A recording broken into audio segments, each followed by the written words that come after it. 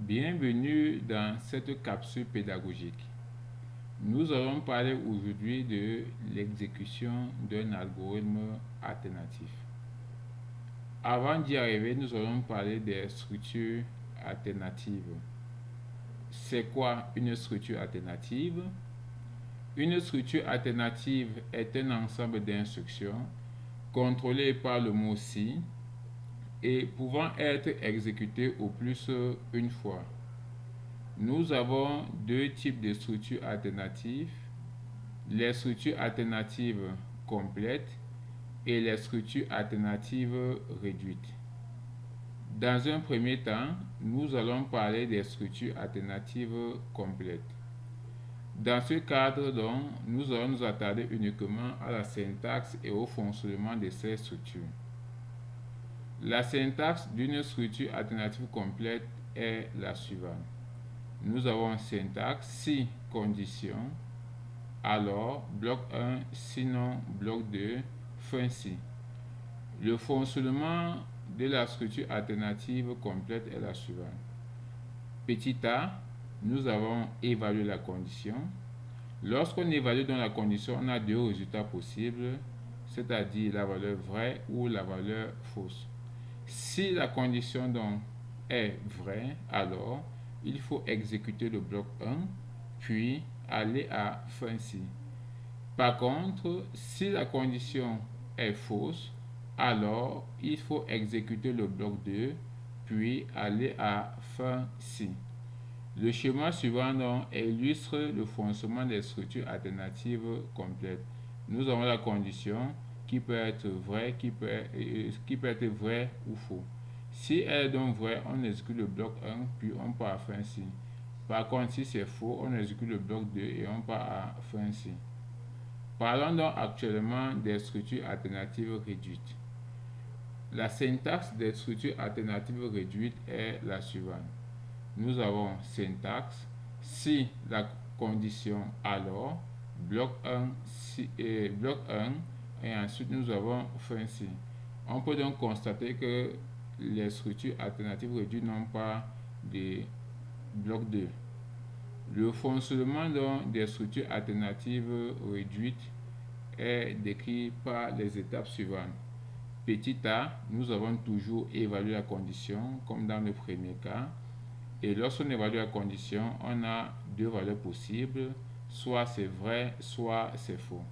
Si la condition prend donc la valeur vraie, n'est-ce pas, on exécute le bloc 1, puis on part à fin si. Par contre, si la condition prend la valeur fausse, alors il faut simplement aller à fin si. On ne fait rien dans ce cas. Donc on est dans le deuxième schéma. On a donc la condition qui peut être vraie ou faux.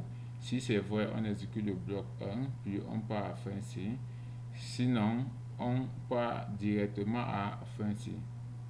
Nous allons donc attaquer l'exécution proprement dit de notre algorithme alternatif. L'algorithme alternatif que nous allons manipuler est le suivant. Algorithme calcul BC va A, B, C de type entier, début, écrit entre A, lié A. À la ligne 6, nous avons B reçoit la valeur de 5, C reçoit la valeur de A moins 2 fois B. Si C est supérieur à 0, alors C reçoit la valeur de A moins B, sinon C reçoit la valeur de B moins C. Fin si, à la ligne 12, nous avons C reçoit la valeur de A plus B et B reçoit la valeur de 2 fois A plus B. Et enfin, à la ligne 13, nous avons affiché B égale B et C égale C. On nous demande donc d'exécuter cet algorithme pour A égale à 3. Pour l'exécuter, donc, nous allons nous servir d'un tableau. Et la première colonne de ce tableau est réservée pour le numéro des différentes instructions de notre algorithme. Pour continuer à construire le tableau, nous allons identifier toutes les variables manipulées dans notre algorithme et réserver une colonne pour chaque variable. Nous avons la variable A, nous réservons une colonne pour la variable A. Ensuite, la variable B, nous avons une colonne pour la variable B. Nous avons ensuite la variable C. On a donc une colonne pour cette variable. Quand cela est donc terminé, nous allons identifier les différentes conditions manipulées dans notre algorithme. À la ligne 7, nous avons la condition C supérieure à 0. Nous allons donc réserver une colonne pour cette condition. Et là, donc, nous avons nos tableaux prêts à être utilisés pour exécuter l'algorithme. La première instruction de notre algorithme se trouve à la ligne numéro 4. Et sur cette ligne, nous avons une instruction d'écriture ou de sortie. Et comme tel est le cas, nous allons masquer les différentes cases de cette ligne pour obtenir une seule case et écrire le message entrée A. On passe donc à la ligne numéro 5, on nous dit l'IA.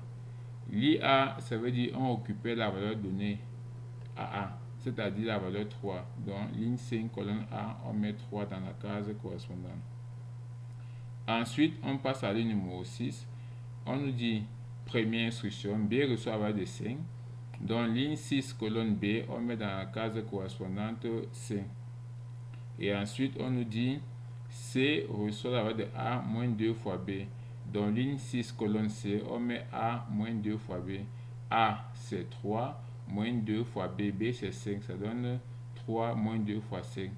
La multiplication étant prioritaire sur la soustraction, nous allons devoir faire 2 fois 5 qui donne 10 et 3 moins 10 qui nous donne moins 7. On passe donc à la ligne numéro 7. À la ligne numéro 7, je vois le début de la structure alternative complète. On va donc s'intéresser à ce niveau à la condition. La condition, c'est C supérieur à 0. Et on passe donc sur la colonne de C. On remplace C par sa valeur, c'est moins 7. Moins 7 est-il supérieur à 0? La réponse, c'est faux. D'après le fonctionnement de la structure alternative complète, si la condition prend la valeur faux, n'est-ce pas, on part exécuter le bloc 2. Le bloc 2 se trouve entre sinon et fin si. Donc, on va aller directement à la ligne numéro 10. Et sur cette ligne, on dit C reçoit la valeur de B moins C. La valeur de B, c'est 5. Et l'ancienne valeur de C, c'est moins 7. Comme moins 7 est négatif, on met ça entre parenthèses. Et on fait moins fois moins qui donne plus. Ça donne donc 5 plus 7 qui nous donne 12. Ensuite, on part à fin si. À fin si je ne trouve aucune instruction sur cette ligne, c'est-à-dire la ligne numéro 11, je passe directement à la ligne numéro 12. Sur cette ligne, on dit C reçoit la valeur de A plus B. Donc A c'est 3, B c'est 5, ça donne 3 plus 5 qui nous donne 8. On va donc mettre la valeur 8 dans la case de C. Et ensuite, on dit B reçoit la valeur de 2 fois A plus B. Donc par ligne 12, colonne B, on met donc 2 fois A plus B. Et A c'est 3, B c'est 5. Comme la multiplication est prioritaire sur l'addition, on fait 2 fois 3 qui donne 6, 6 plus 5 qui nous donne 11. Et enfin, on passe à la ligne numéro 13. Et sur cette ligne, on a affiché B égale B, C égale C. C'est une instruction de sortie ou d'écriture. Comme c'est le cas, on va masquer les cases sur cette ligne pour avoir une seule case et écrire le message correspondant. Donc, on a 4 messages, ça nous donne ceci. Donc, le premier message est un texte, on écrit sans modifier. Le deuxième message est le nom de la variable B, on affiche la valeur qui se trouve dans B. Le troisième message est un texte C égale, on écrit ce texte sans rien modifier. Et le dernier message, c'est la valeur de C qu'on va afficher.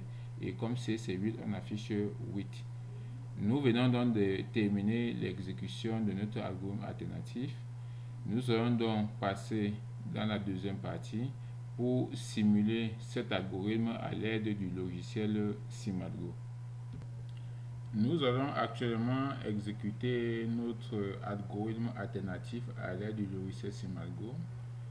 Dans un premier temps, il faut exécuter le logiciel dans l'ordinateur en identifiant l'icône sur le bureau que voici. Je vais faire un double-clic.